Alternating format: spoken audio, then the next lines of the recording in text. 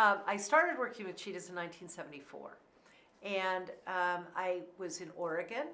And my background growing up had been, I grew up on the back of a horse, and I was a veterinary technician. I grew up behind the vet as a young child. And I thought that I was going to be a vet, and I didn't. I went into agriculture and ended up in Oregon from growing up in California. And there in Oregon, a wildlife park had just opened, and that's one of the few places in the world where there were cheetahs. And I fell in love with them. I was running their veterinary clinic, and the special animals came under my care.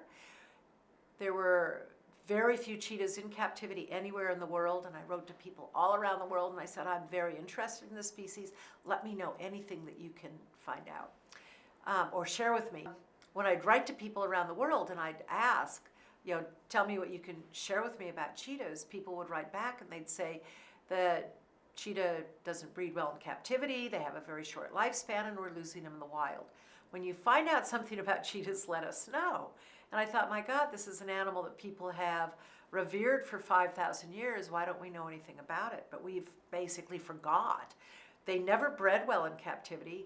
In Oregon, we had our first litter of cheetah cubs born in '73, and it was actually the 17th litter of cheetah cubs ever to be born in captivity since that period of time when people started monitoring. And I was just fascinated. I wanted to know everything. I helped develop the most successful breeding center for cheetahs throughout all of North America. But I ended up in Namibia a few years later trying to find out if a captive-born cheetah could go back out into the wild. So I had a cheetah that had been born in captivity at the wildlife safari, and I had the opportunity of raising her, and her name was Khayyam. She was a very special cheetah. But I had no idea that I was actually going to really end up in her parents' backyard in Namibia, where her parents had come from in 1972 to the wildlife safari in Oregon. She had been born, I raised her. When she was a year old, I found myself in Namibia teaching her how to hunt. And so, really what does that mean? Zoos had actually started just coming together, not a few years earlier. CITES, which is the Convention on International Trade of Endangered Species, had just formed in 1972, which actually stopped any movement of wild animals out of the wild into captivity. So the zoos then started realizing that they couldn't just have menageries, that they needed to start actually working together and developing breeding programs. So the cheetah was something that, since we were already one of the few places in the world in Oregon breeding them, I started very actively trying to learn everything, work together with anyone else who had cheetahs. So going over to Namibia, again, the thought was we can breed these animals and we will set them free back into the wild. Except nobody realized what the wild was happening in Africa or many other places in the world, that we are actually losing much of the wild through habitat loss and these conflict issues. And I ended up in Namibia, and farmers were wondering, what's this crazy American woman doing? I was 23, and at that point, I had a cheetah, Khayyam, and I was teaching her how to hunt, and they said, they're vermin, we hate them. And they started taking me around and showing me how they were setting cage traps up. And they'd said, we catch them and we kill them. If you catch one animal, you can catch an entire family.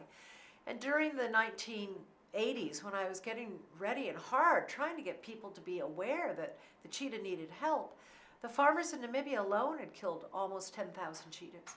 800 to 900 animals a year, and I kept going back and forth into Namibia saying, hey, gosh, at this point now we've learned a lot about the lack of genetic diversity in the early 80s. We'd started finding out more about reproductive abnormalities, and I just thought, well, we can hardly breed them in captivity. We have to save them in the wild. We can't lose them in the wild, and yet still the farmers kept killing them.